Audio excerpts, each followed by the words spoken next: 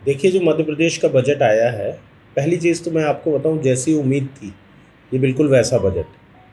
जो मध्य प्रदेश में भारतीय जनता पार्टी की विकास यात्रा निकली और जिस तरीके से उसका विरोध किया गया, और वो ये दिखाई दे रहा है कि ये भारतीय जनता पार्टी की निकास यात्रा बन जाएगी, तो डरी हुई सरकार जो बजट दे सकती थी वो बजट इन्होंने दिया। शिवराज सिंह चौहान की घोषणाएं हमेशा की तरह खोखली होती हैं, खोखली हैं। सबसे आश्चर्यजनक बात यह है कि मध्य प्रदेश सरकार का बजट पिछली बार 2,73,000 करोड़ था, जिसको बढ़ा के 3,14,000 करोड़ कर दिया गया, और मध्य प्रदेश सरकार पे कर्जा है 3,29,000 करोड़।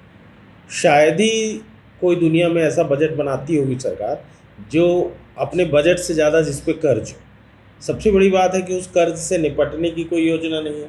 1,00,000 की जो रोज़गार की बात की गई, इसका रोड मैप क्या है? कैसे आप दोगे? आप जापान अमेरिका का नाम लिख देने से थोड़ी जापान अमेरिका आपको ले लेगा। आपके पास रोड मैप क्या है उस लोगों को नौकरी देने का? घरेलू गैस के रेट बढ़ा दिए गए। जिस तरीके से अभी अभी शिवराज सिंह चौहान जी ने घोषणा की थी कि 1,000 रुपये महिलाओं को देंगे, तो अब ये 1,000 रुपये महिलाओं को देंगे तो दूसरे हाथ से वापस लेना।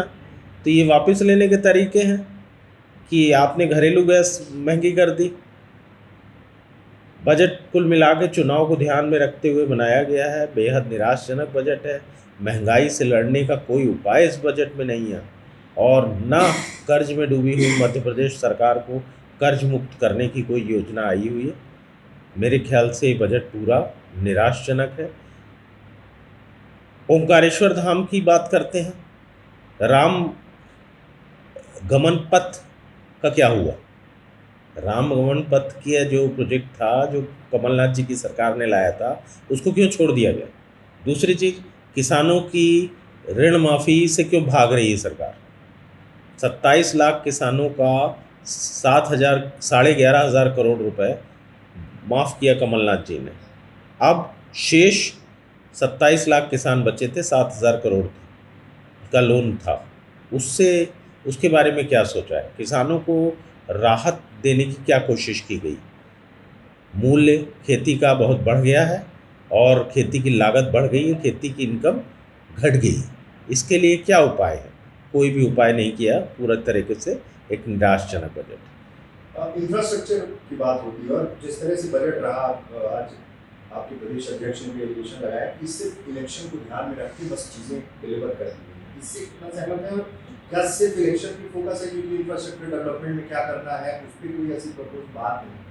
देखिए, कुल मिला के जैसा इस बार केंद्र सरकार का बजट था, जिसमें पूरा हाईलाइट केवल उन्होंने टैक्स पे करके बाकी सारे जवाबों से बच गए थे, उसी तरीके से मध्य प्रदेश का ये बजट है। चुनावी बजट है, ना तो इसमें कोई विकास का और इंफ्रास्ट्रक्चर डेवलपमेंट का रोड मैप दिखाई दे रहा है, ना युवाओं को रोज़गार दिखाने का हो रहा है, और ना ही महंगाई से निजात पाने का कोई तरीका बता रहा है। कांग्रेस ने भी एक अनाउंसमेंट किया है, कमलनाथ ने भी आज कहा कि 1,500 रुपये महीने महिलाओं को देंगे। उसमें ये कैटेगराइज नहीं करेंगे कि लाडली लक्ष्मी, जो बीजेपी ने किया था उन्होंने कहा ये आइडेंटिफाई नहीं करेंगे, लेकिन 1,500 रुपये फिक्स हम हमारी सरकार बनने के बाद देंगे। यहाँ तो बीजेपी निकाल रही है जो भी। देखिए, कमलनाथ जी और शिवराज सिंह चौहान जी की बात में बहुत अंतर है। कमलनाथ जो बोलते हैं वो कमलनाथ करते हैं। कमलनाथ ने किसानों की कर्ज माफ़ी की बात की, उन्होंने किसानों की कर्ज माफ़ी की। शिवराज सिंह चौहान तो राह चलते घोषणा करते हैं। उनको तो आप पूरे टाइम वो अपने को खुद ही कहते हैं कि घोषणा की मशीन है वो मशीन है, वो अपनी डिलीवरी देती रहती है। घोषणा पूरी हो रही है कि नहीं हो रही, इसकी चिंता उन्होंने कभी की नहीं।